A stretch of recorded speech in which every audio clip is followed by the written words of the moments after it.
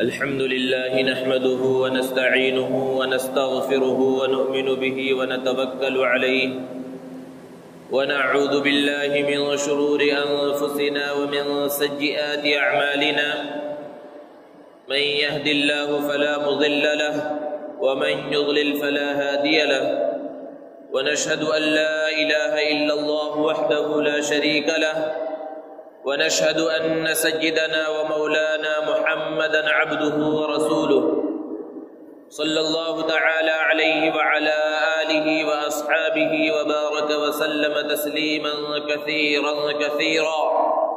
أما بعد فأعوذ بالله من الشيطان الرجيم. بسم الله الرحمن الرحيم.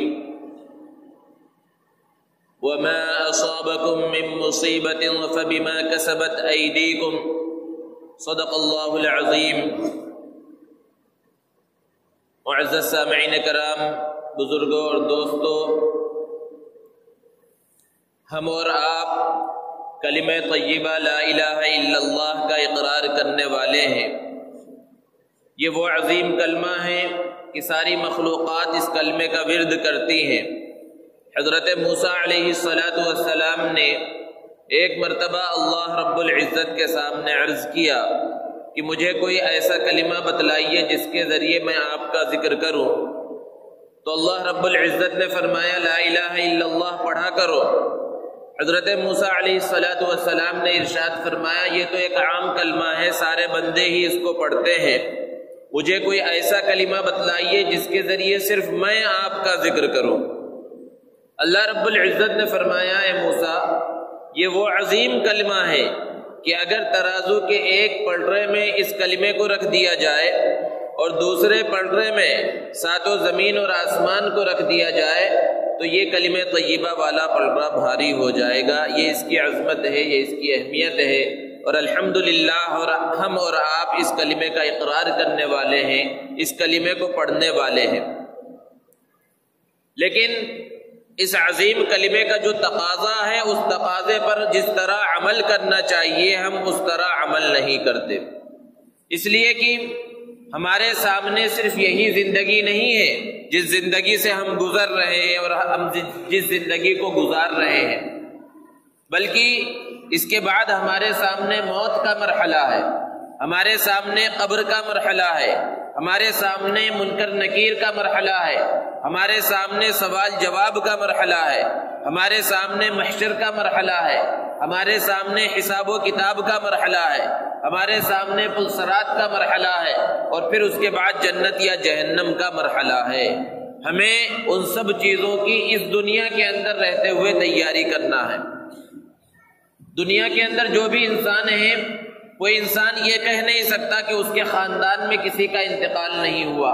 ہر گھر میں کسی نہ کسی کا انتقال ہوتا ہے، کیونکہ جو بھی اس دنیا میں آیا ہے ایک دن اسے جانا ہے.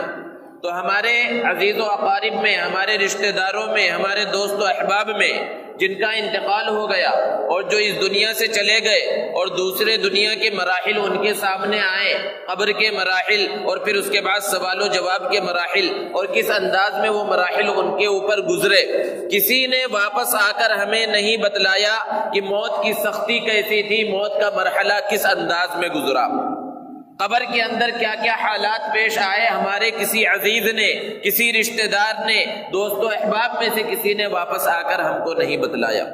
اگرچہ ان لوگوں نے ہمیں واپس آ کر نہیں بتلایا کہ زندگی کے بعد جو زندگی ہے وہ کس انداز کی زندگی ہے، وہاں کیسے کیسے مراحل ہیں، اگرچہ انہوں نے نہیں بتلایا لیکن اللہ رب العزت نے ہمیں بتلایا. نبی کریم صلی اللہ علیہ وسلم نے ہمیں بتلا دیا ہے کہ کیسے کیسے مراحل پیش آنے والے ہیں، کس کس انداز میں انسان کو کس کس مرحلے کے ساتھ گزرنا پڑے گا. یہ سب نبی کریم صلی اللہ علیہ وسلم نے بتلایا. دوستو، موت کا مرحلہ بڑا نازک مرحلہ ہے. آج دنیا کے اندر بڑی سے بڑی چیز کا انکار کیا جا سکتا ہے. سورج نکلا ہوا ہو اور کوئی کہہ دے کہ سورج نکلا ہوا نہیں ہے، ممکن ہے. ایسے بھی لوگ مل سکتے ہیں کہ دن میں دن کا انکار کر دے، رات ہو رہی ہو اور کہہ دے رات نہیں ہے بلکہ یہ دن ہے. لیکن دنیا میں کوئی آدمی آپ کو ایسا نہیں ملے گا جو موت کا انکار کر دے. موت ایک اٹل حقیقت ہے اور بڑا نازک اور بڑا ہی خطرناک مرحلہ ہے۔ اور پھر اس موت کے بعد جو قبر کا مرحلہ ہے وہ آخرت کی منزلوں میں سے سب سے پہلی منزل ہے، آخرت کے مراحل میں سے سب سے پہلا مرحلہ ہے، وہاں سے ہر انسان کو گزرنا ہے۔ اور قبر کے اندر یا تو عذاب ہوگا یا پھر جنت کے باغات اور وہاں کی خوشنما ہوائیں اور ٹھنڈی ٹھنڈی ہوائیں انسان کو ملیں گی۔ قبر کا مرحلہ کتنا نازک مرحلہ ہے، اللہ کے رسول صلی اللہ علیہ وسلم کی ایک حدیث مبارکہ سے اس کا اندازہ لگایا جا سکتا ہے کہ حضرت سیدنا سعد ابن معاذ رضی اللہ تعالیٰ عنہ بڑے جلیل القدر صحابی ہیں، انصار کے سردار ہیں۔ جب ان کا انتقال ہوا اللہ کے رسول صلی اللہ علیہ وسلم خود ان کے جنازے کی نماز پڑھانے کے واسطے تشریف لائے۔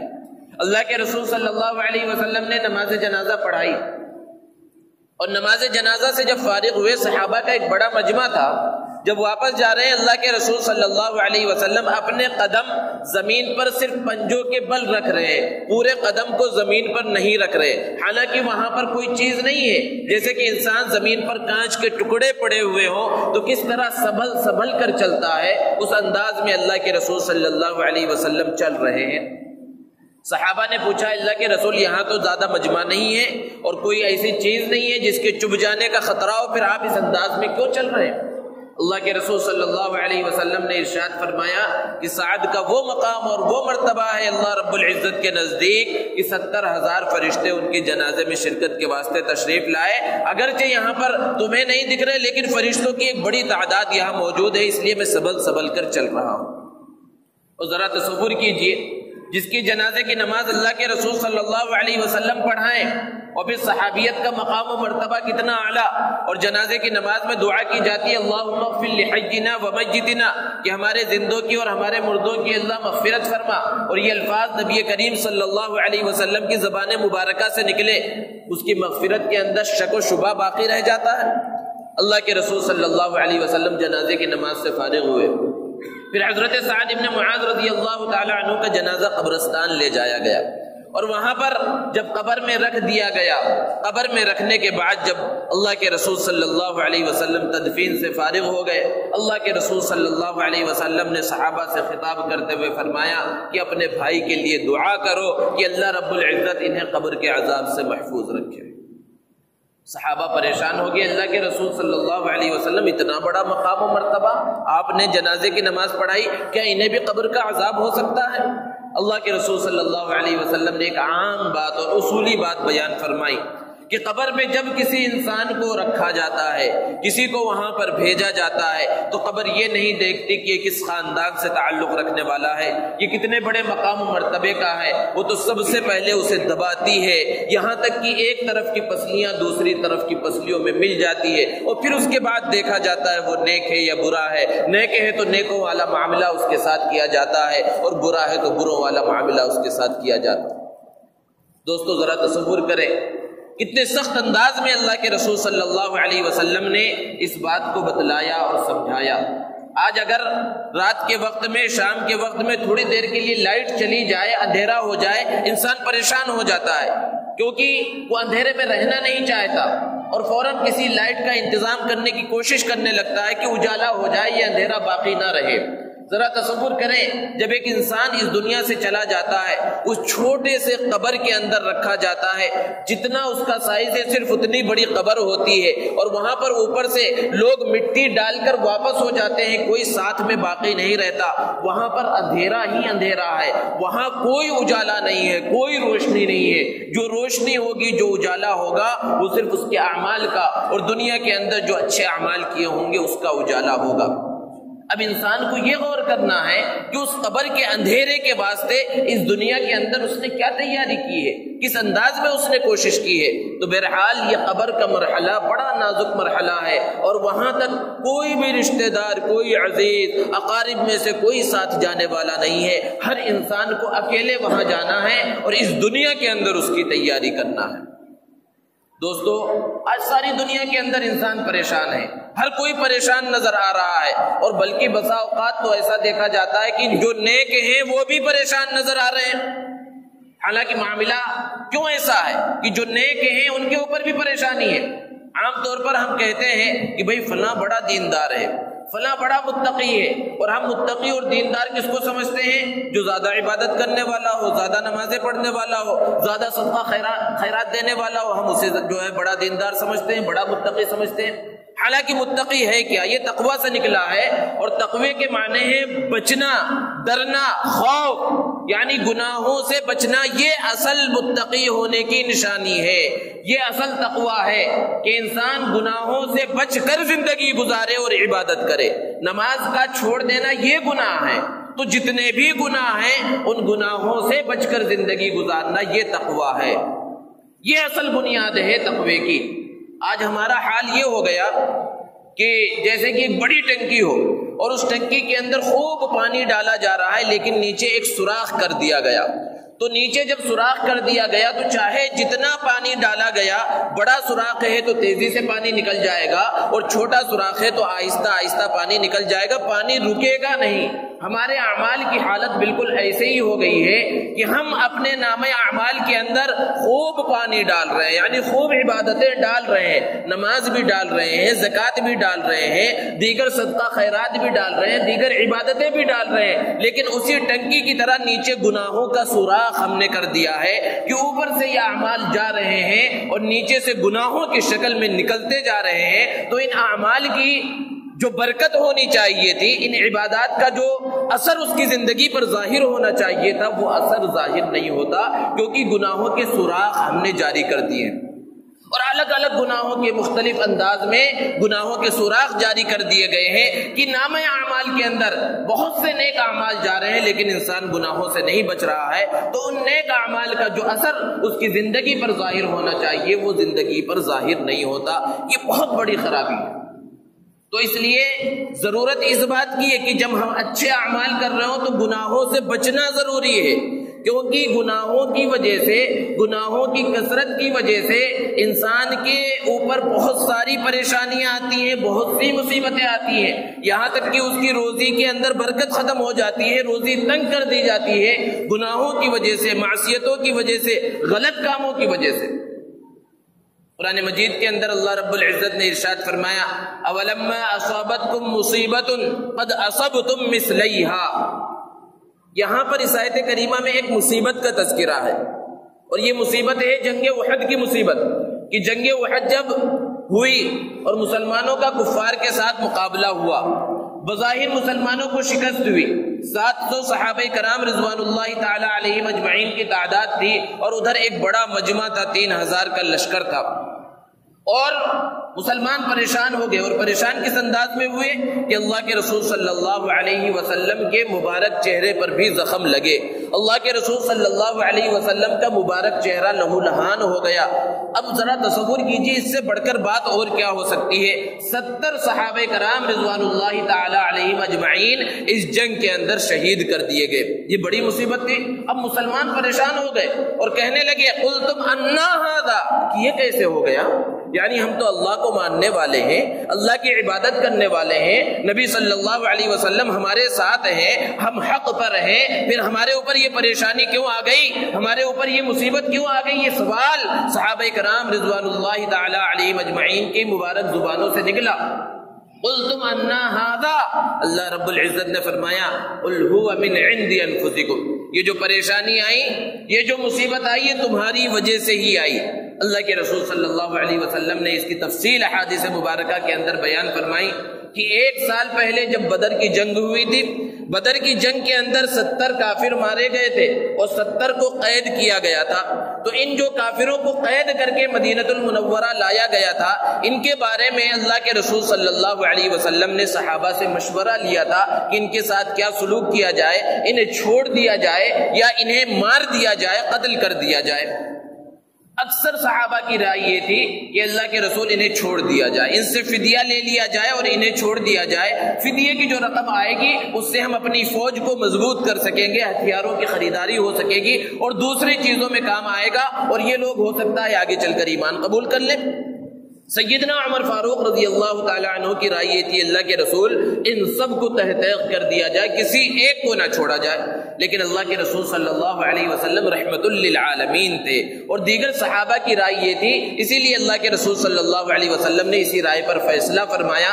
حضرت جبرائیل علیہ السلام اللہ کے رسول صلی اللہ علیہ وسلم کے پاس تشریف لائے۔ حضرت علی رضی اللہ تعالی عنہ سے منقول ہے کہ انہوں نے ان قیدیوں کے بارے میں اللہ رب العزت کی طرف سے حضور صلی اللہ علیہ وسلم کو دو اختیارات دیے تھے، ایک یہ ہے کہ آپ فدیہ لے لیں اور دوسرے یہ ہے کہ ان کو قتل کر دیا جائے۔ تو اللہ کے رسول صلی اللہ علیہ وسلم نے فدیے کی رائے کو پسند کیا۔ حضرت جبرائیل علیہ السلام نے ارشاد فرمایا تھا کہ اللہ کی طرف سے یہ فیصلہ ہے کہ اگر انہیں چھوڑ دیا جائے گا فدیہ لے کر تو پھر آگے چل کر کسی زمانے میں مسلمان بھی شہید کیے جائیں گے۔ تو صحابہ نے کہا کہ ہم تو شہادت کے متمنی ہیں، ہم شہید ہو جائیں تو اس سے بڑا مقام و مرتبہ کیا ہے؟ بہرحال یہ فیصلہ ہوا اور اس وقت اللہ رب العزت نے ایک آیت کریمہ نازل فرمائی کہ ما کان لنبی ان یکون له اسرى حتى يثخن في الارض، کہ نبی کے لیے یہ بات مناسب نہیں ہے کہ قیدی اس کے پاس رہے اور انہیں یوں ہی چھوڑ دیا جائے۔ اللہ کے رسول صلی اللہ علیہ وسلم نے ارشاد فرمایا لو نزل عذاب من السماء، کہ اگر اس وقت اللہ کا عذاب نازل ہوتا تو سوائے حضرت عمر کے کوئی نہ بچتا۔ تو بہرحال اس وقت وہ مصیبت آئی تھی اور وہاں پر یہ فیصلہ کر لیا گیا تھا کہ ان کو فدیہ لے کر چھوڑ دیا جائے، تو اس کے بدلے میں اگلے سال 70 صحابہ کرام رضوان اللہ تعالی علیہم اجمعین شہید کر دیے گئے۔ اسی کو اللہ رب العزت نے بیان فرمایا قل هو من عند انفسکم، اور دیگر مفسرین نے اس کی تفسیر یہ بیان فرمائی کہ جنگ احد میں 50 صحابہ کرام کو ایک جگہ پر اللہ کے رسول صلی اللہ علیہ وسلم نے متعین فرمایا تھا کہ اس جگہ سے نہیں ہٹنا، جنگ میں ہمیں فتح ہو یا شکست، لیکن جب فتح ہونے لگی تو وہاں سے کچھ لوگ ہٹ گئے تھے، تو چونکہ اللہ کے رسول صلی اللہ علیہ وسلم کی نافرمانی کی گئی، اس کے بدلے میں پوری جیتی ہوئی جنگ شکست کے اندر تبدیل ہو گئی۔ تو خلاصہ یہ ہے ان آیات کریمہ کا کہ انسان کی طرف سے جب غلطی ہوتی ہے تو پھر اس کے بعد پریشانیاں آتی ہیں، مصیبتیں آتی ہیں۔ ہم ابتدائی آفرینش سے دیکھ لیں کہ شیطان کتنا بڑا مقرب تھا اللہ رب العزت کا، فرشتوں کا سردار کہلایا جاتا تھا، بہت بڑا عالم تھا، بہت بڑا جاننے والا تھا، لیکن جب اس کے اندر تکبر پیدا ہوا اور اس نے حضرت آدم علیہ السلام کو سجدہ نہیں کیا، اللہ کے حکم کو پورا نہیں کیا، تو وہ شیطان جو بڑا مانا جاتا تھا، بڑا مقام و مرتبہ تھا، اسے جنت کی نعمتوں سے محروم ہونا پڑا، اسے راندے درگاہ کر دیا گیا، اسے جنت سے نکال دیا گیا۔ کیوں ہوا؟ اس کی غلطیوں کی وجہ سے ہوا۔ اور آگے بڑھیے، حضرت آدم علیہ السلام کو اللہ رب العزت نے پیدا فرمایا، جنت میں رکھا، پھر حضرت حوا کو پیدا فرمایا اور کہا یہ ساری جنت کی نعمتیں تم دونوں کے واسطے ہیں، جو چاہو کھاؤ، جو چاہو پیو، لیکن فلاں درخت کے قریب مت جانا۔ شیطان نے بہکایا اور جب اس درخت سے حضرت آدم علیہ السلام نے کھا لیا تو اس کے نتیجے میں جنت سے حضرت آدم علیہ السلام کو نکال دیا گیا اور زمین پر بھیجا گیا، اور پھر یہ انسانیت کا سلسلہ شروع ہوا۔ اور آگے بڑھیں، سیدنا نوح علیہ السلام بڑے جلیل القدر پیغمبر ہے، 950 سال تک حضرت نوح علیہ السلام اپنی قوم کو ایک اللہ کی طرف بلاتے رہے اور مختلف انداز میں بلایا۔ سورہ نوح میں اللہ رب العزت نے ارشاد فرمایا، حضرت نوح علیہ السلام کی بات کو نقل کیا ہے کہ رب انی دعوت قومی لیلا ونہارا فلم یزدہم دعائی الا فرارا، کہ میرے پروردگار میں نے اپنے قوم کو رات میں بھی بلایا، دن میں بھی بلایا، اور جتنا میں انہیں اللہ کی طرف بلاتا، تیری طرف بلاتا، یہ مجھ سے دور ہی بھاگتے جاتے، اور جب میں انہیں بلاتا تو اپنے چہرے پر کپڑا ڈال لیتے، اپنے کانوں کے اندر انگلیاں ڈال لیتے تاکہ میری بات نہ سنیں۔ اور پھر آگے فرمایا ثم انی اعلنت لهم واسررت لهم اسرارا، میں نے اعلانیہ بھی بلایا، چھپ کر بھی بلایا، ہر طرح بلایا، لیکن ان لوگوں نے میری بات کو قبول نہ کیا، تو انجام کیا ہوا؟ گناہوں کا انجام، نبی کی معصیت، نبی کی نافرمانی کا انجام کیا ہوا؟ اللہ نے بیان فرمایا مما خطیئاتہم اغرقوا، دنیا کے اندر نقد جو عذاب ملا کہ وہ سب کے سب پانی کے اندر ڈبا دیے گئے، خطرناک انداز کا سیلاب اور طوفان آیا، آسمان نے برسنا شروع کیا، زمین نے پانی نکالنا شروع کیا، اور سب کے سب تباہ و برباد ہو گئے۔ یہ دنیا کے اندر نقد ملا اور آخرت کے اندر جہنم میں داخل کیے جائیں گے۔ اور آگے بڑھیں، قوم عاد بہت بڑی مضبوط اور طاقتور قوم تھی. اللہ رب العزت نے بیان فرمایا الم تر کیف فعل ربک بعاد ارم ذات العماد التي لم يخلق مثلها في البلاد، کہ ایسی مخلوق شہروں میں پیدا ہی نہیں کی گئی. پہاڑوں کو تراش لیا کرتے تھے اپنے ہاتھوں سے اور خوبصورت منقش گھر بنا لیا کرتے تھے. حضرت ہود علیہ السلام پیغمبر ہیں، انہیں ہر طرح سے دعوت دے رہے ہیں، سمجھا رہے ہیں کہ شرک چھوڑ دو، اللہ رب العزت کے معبود ہونے کا اقرار کر لو، ایک معبود ہونے کا اقرار کر لو. دعوت دیتے رہے، لیکن جب قوم عاد نے اس بات کو قبول نہ کیا تو اللہ رب العزت نے اس قوم کو اتنے طاقتور ہونے کے باوجود تباہ و برباد کر دیا. اور کس طرح تباہ و برباد کیا؟ ہوا بھیج دی. فارسلنا علیہم ریحا صرصرا فی ایام نحسات، تیز ہواؤں کو بھیج دیا کہ اتنے ڈیل ڈول والے تھے اور طاقتور تھے، لیکن ان کے پیر زمین کو چھوڑ دیا، ان کے پیروں نے ہوا میں اڑنے لگے اور سب کے سب تباہ و برباد ہو گئے. مختلف جگہوں پر اللہ رب العزت نے قرآن مجید کے اندر ان کے عذاب کا تذکرہ کیا ہے کہ کس طرح قوم عاد کو تباہ و برباد کیا گیا. کذبت عاد فکیف کان عذابی ونذر، کہ قوم عاد نے جھٹلایا تو پھر میرا عذاب کیسا تھا اس کو دیکھو. اس کے بعد اور ایک دوسری قوم ہے جو عاد ثانیہ دوسری عاد کہلاتی ہے، جو قوم سمود ہے، حضرت صالح علیہ السلام کی قوم، اور یہ بھی اسی طرح طاقتور قوم تھی. اس کو حضرت صالح علیہ السلام نے جب سمجھایا، بلایا اور مختلف طرح کے معجزات بھی دکھلائے، ایک پہاڑ سے اونٹنی تک کو نکال دیا اور کہا کہ اس اونٹنی کی اچھی طرح سے دیکھ بھال کرنا ہے. لیکن ان لوگوں نے جب نبی کی بات کو نہ مانا، اللہ کے فرمان کو قبول نہ کیا، تو اللہ رب العزت نے اس قوم کو بھی تباہ و برباد کر دیا. اور کس انداز میں تباہ کیا گیا؟ پہلے سے انہیں وارننگ دے دی گئی، کھلی آنکھوں سے انہوں نے عذاب کو دیکھا، عذاب کا مشاہدہ کیا، اچانک عذاب نہیں آیا. حضرت صالح علیہ السلام نے کہا کہ کل تمہارے چہرے زرد ہو جائیں گے، پرسوں سرخ ہو جائیں گے، اور پھر تیسرے دن تمہارے چہرے سیاہ پڑ جائیں گے، اور چوتھے دن تمہارے اوپر عذاب آ جائے گا. جب اگلا دن ہوا تو دیکھا انہوں نے ان کے چہرے پیلے پڑ رہے ہیں. اب حضرت صالح علیہ السلام کو ڈھونڈ رہے ہیں. بعض لوگ قتل کرنے کے واسطے ڈھونڈ رہے تھے، لیکن وہ ارض فلسطین کی طرف نکل چکے تھے. کھلی آنکھوں سے دیکھ رہے ہیں، انتظار میں ہے کہ کب اللہ کا عذاب آئے گا، کیونکہ وہ سمجھ چکے تھے کہ اب عذاب آئے گا. اور عذاب آیا. فاخذتهم الرجفہ، خطرناک انداز کی چیخ جس کو صاعقہ بھی کہا گیا ہے قرآن مجید کے اندر، اور پوری کی پوری قوم تباہ و برباد ہو گئی. اور آگے بڑھیے، حضرت لوط علیہ السلام کی قوم لوط بہت بڑی گنہگار اور بے حیا قوم تھی. اللہ رب العزت کی سنت ہے، اللہ کا یہ طریقہ ہے کہ دنیا کے اندر کفر اور شرک کو اللہ رب العزت برداشت کر لیتے ہیں، لیکن بے حیائی کو، فحاشی کو اللہ رب العزت زیادہ دنوں تک برداشت نہیں کرتے، خطرناک انداز میں سزائیں نازل فرماتے ہیں. وہ بڑی بے حیا اور بے شرم قوم تھی حضرت لوط علیہ السلام کی قوم. اللہ رب العزت نے بہت سارے عذاب نازل فرمائے. چند عذابوں کا اللہ نے قرآن میں تذکرہ فرمایا کہ فرشتوں کو اللہ نے بھیجا اور ان کے ہاتھوں میں کنکریاں تھی، انہوں نے کنکریاں برسائیں اور ان کنکریوں کے اوپر ہر شخص کا نام لکھا ہوا تھا. وہ کنکریاں انہی کے اوپر گری اور وہ تباہ و برباد ہو گئے. اور پھر اللہ رب العزت نے حضرت جبرائیل علیہ السلام کو حکم دیا کہ پوری بستی کو تباہ و برباد کر دیا جائے. حضرت جبرائیل علیہ السلام نے اپنے ایک پر کے ذریعے وہ پوری بستی جہاں قوم لوط رہا کرتی تھی، اپنے ایک پر کے ذریعے پوری بستی کو آسمان تک اٹھایا اور الٹا پٹخ دیا، سب کے سب تباہ و برباد ہو گئے. اور آگے بڑھیے، حضرت شعیب علیہ السلام کی قوم جو مدین میں رہا کرتی تھی، اللہ رب العزت نے اس کو بھی تباہ و برباد کیا. ان کے اندر ایک گناہ تھا، خاص گناہ، اور وہ گناہ یہ تھا، قرآن میں اللہ نے بیان فرمایا کہ وہ ناپ تول میں کمی کیا کرتے تھے.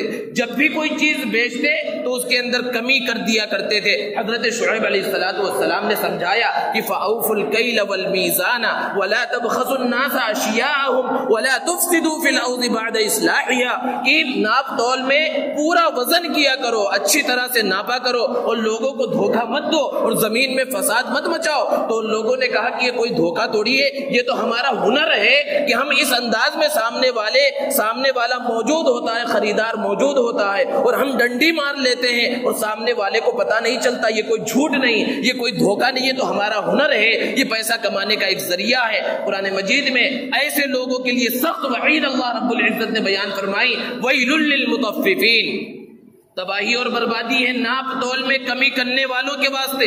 اور ناپ تول میں کمی کس طرح کرتے ہیں لوگ؟ الذین اذا اکتالوا علی الناس یستوفون، کہ جب خریدتے ہیں تو پورا پورا خریدتے ہیں. واذا کالوہم او وزنوہم یخسرون، لیکن جب ناپ کے اور وزن کر کے دیتے ہیں تو اس کے اندر ڈنڈی مار دیتے ہیں. آج بھی یہ برائی اور یہ وبا بہت عام ہے کہ چیزوں کے بیچنے میں اور خریدی کے اندر لوگ اس طرح جو ہے معاملہ کرتے ہیں. اللہ رب العزت نے اس پوری قوم کو اس گناہ کی وجہ سے اور دوسرے گناہوں کی وجہ سے تباہ و برباد کر دیا.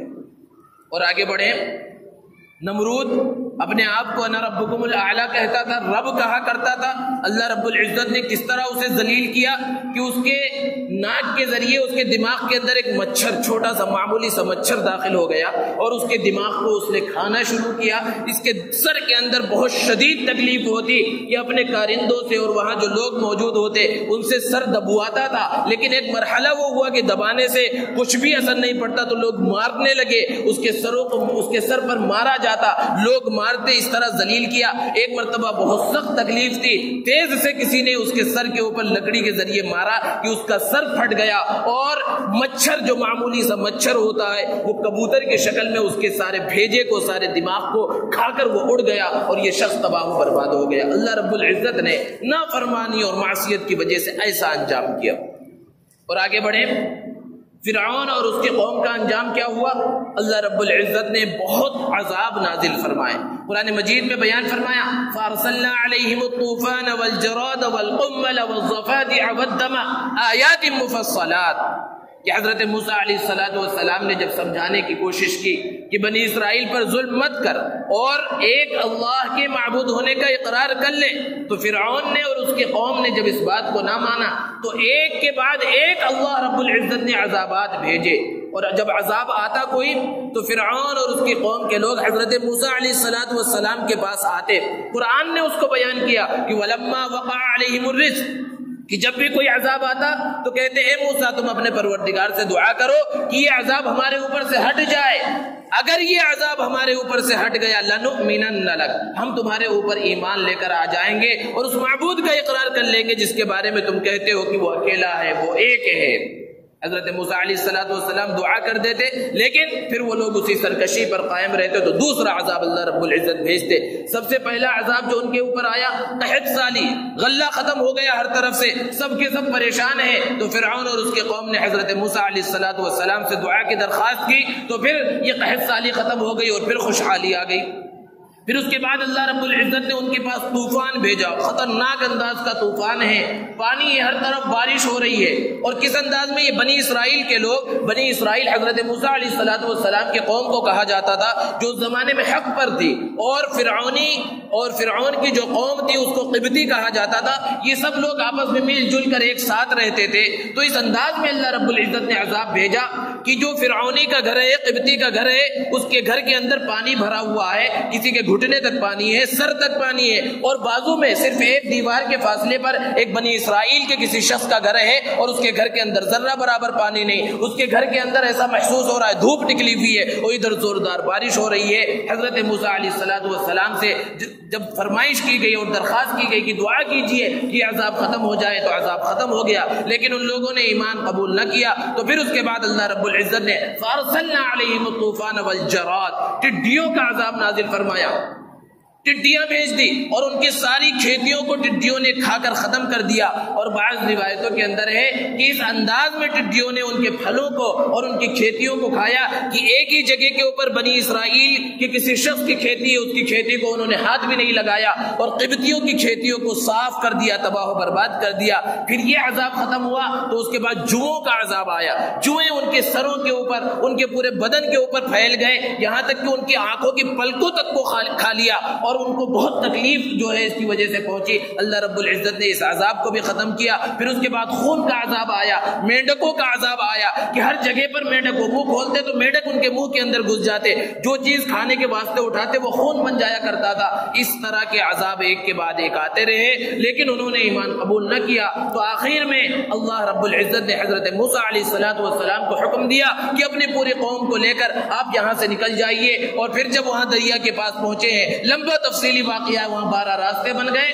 حضرت موسیٰ علیہ السلام اور ان کی قوم پوری کی پوری وہاں سے باہر نکل گئی, اور فرعون اور اس کی قوم جب وہاں پر پہنچی تو وہ تباہ و برباد ہو گئے. اللہ رب العزت نے سب کو تباہ و برباد کر دیا. اور اس وقت اس نے ایمان لایا, اور ایمان لانے کے لیے کہنے لگا کہ موسیٰ میں تمہارے رب پر ایمان لاتا ہوں. اللہ رب العزت کی طرف سے اس وقت حکم نازل ہوا, آنا اب ایمان لا رہا ہے, موت کو سامنے دیکھ لیا. وقد عصیت, اس سے پہلے تو نافرمانی ہی کرتا رہا, ایسے موقع کا ایمان قبول نہیں.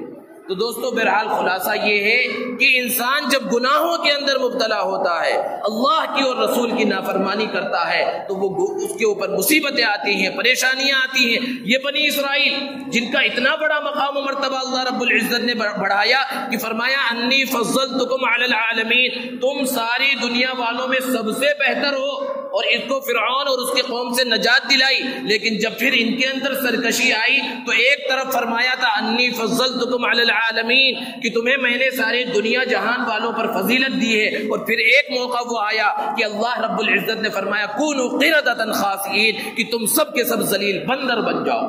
کیوں ہوا؟ کیونکہ پھر انہوں نے نبیوں کی نافرمانی کی, انبیاء کرام کا قتل کیا, انبیاء کرام کی نافرمانی کی, تو ان کے اوپر بھی اس طرح کا عذاب آیا. اور یہ حقیقت ہے دوستو کہ مسلمانوں کے اندر بھی جب تک اخلاق و کردار تھا, جب تک اللہ کے احکامات پر وہ عمل کرتے تھے, نبی کریم صلی اللہ علیہ وسلم کے طریقے پر وہ عمل پیرا تھے, تو فتح ان کے قدم چومتی تھی. جہاں جاتے تھے انہیں عزت ملتی تھی. آپ ابتدا سے دیکھ لیجئے, بدر کے اندر معمولی تعداد ہے, معمولی سا لشکر ہے, اور سامنے بڑا لشکر ہے, فتح حاصل ہوئی. احد کو دیکھ لیجئے, خندق کو دیکھ لیجئے, آگے چل کر اللہ کے رسول صلی اللہ علیہ وسلم کی حیات طیبہ کے آخر میں غزوہ موتا ہوئی, جس میں بنفس نفیس اللہ کے رسول صلی اللہ علیہ وسلم شریک نہیں ہوئے. حضرت زید ابن حارثہ رضی اللہ تعالی عنہ کو امیر بنا کر اللہ کے رسول صلی اللہ علیہ وسلم نے روانہ کیا ہے. رومن امپائر سے وہ جنگ ہونے جا رہی ہے, 3000 کا مسلمانوں کا لشکر ہے. اللہ کے رسول صلی اللہ علیہ وسلم نے فرمایا زید ابن حارثہ تمہارے امیر ہے, اگر یہ شہید ہو جائیں تو حضرت جعفر امیر ہوں گے, وہ بھی شہید ہو جائیں تو عبداللہ ابن رواحہ امیر ہوں گے, وہ بھی شہید ہو جائیں تو مسلمان جس کو چاہیں اپنا امیر بنا لے. اللہ کے رسول صلی اللہ علیہ وسلم مسجد نبوی میں تشریف فرما ہے, وہاں جنگ شروع ہوئی ہے. حضرت زید ابن حارثہ لڑتے لڑتے شہید ہو گئے. پھر اس کے بعد مسلمانوں نے حضرت جعفر کو امیر بنایا, وہ بھی لڑتے لڑتے شہید ہو گئے. پھر اس کے بعد عبداللہ ابن رواحہ کو امیر بنایا, وہ بھی لڑتے لڑتے شہید ہو گئے. تو اب اس کے بعد مسلمانوں نے اپنا امیر حضرت خالد بن ولید کو بنایا. اللہ کے رسول صلی اللہ علیہ وسلم نے مسجد نبوی میں تشریف فرما ہو کر ارشاد فرمایا کہ اب مسلمانوں نے اللہ کی تلوار کو نیام سے نکال لیا ہے, اور حضرت خالد بن ولید رضی اللہ تعالی عنہ کو اللہ کے رسول صلی اللہ علیہ وسلم نے سیف اللہ کا لقب دیا کہ اللہ کی تلوار ہے. اور وہ 3000 کے معمولی لشکر کے ذریعے, سامنے جو لشکر ہے روایتوں کے اندر ہے کہ سامنے 1,00,000 کا لشکر ہے, اور پھر اس 1,00,000 کی مدد کرنے کے واسطے پیچھے اور 1,00,000 کا لشکر ہے. 3000 کے معمولی لشکر نے حضرت خالد سیف اللہ رضی اللہ تعالی عنہ کی عمارت میں 2,00,000 کے لشکر کو شکست دی. یہ کیوں ہوا؟ جب ان کے اندر اخلاق تھا, کردار تھا, اللہ کے احکامات کی اطاعت تھی, نبی کریم صلی اللہ علیہ وسلم کا طریقہ تھا, تو پھر ان کے اندر اس انداز میں فتح ملتی تھی. جہاں قدم رکھتے تھے وہ فتح یاب ہوتے تھے. اسی کو کسی شاعر نے کہا کہ مغرب کی وادیوں میں گونجی اذا ہماری, تھمتا نہ تھا کسی سے سیل روا ہمارا, باطل سے دبنے والے اے آسمان نہیں ہم 100 بار کر چکا ہے تو امتحان ہمارا. لیکن پھر جب مسلمانوں کے اندر سے اخلاق و کردار ختم ہو گئے تو آج وہ حال ہے کہ ہر جگہ کے اوپر مسلمان پریشان ہیں, گناہوں کی وجہ سے, معصیتوں کی وجہ سے, نافرمانیوں کی وجہ سے پریشانیوں کے اندر پریشانیوں کا شکار ہو گئے. آج بھی تاریخ اس بات کی گواہ ہے اور کہ جب جب مسلمانوں کے اندر اخلاق و کردار لوٹا, اللہ کا حکم اور نبی کا طریقہ ان کی زندگیوں کے اندر آیا, تو پھر اسی طرح سے مسلمان عزت دار ہو گئے, عزتیں انہیں ملی. آج بھی اگر ہم اس انداز میں زندگی گزارے اور اس خیر القرون کی طرف لوٹیں اور صحابہ کرام کے اخلاق و کردار کو اپنا لیں, تو اللہ کی ذات سے امید ہے کہ اللہ رب العزت یہ کھوئی ہوئی عزت جو مسلمانوں کی کھو چکی ہے دوبارہ عزت کے اندر اس کو تبدیل کر دیں گے. اللہ رب العزت ہماری گناہوں سے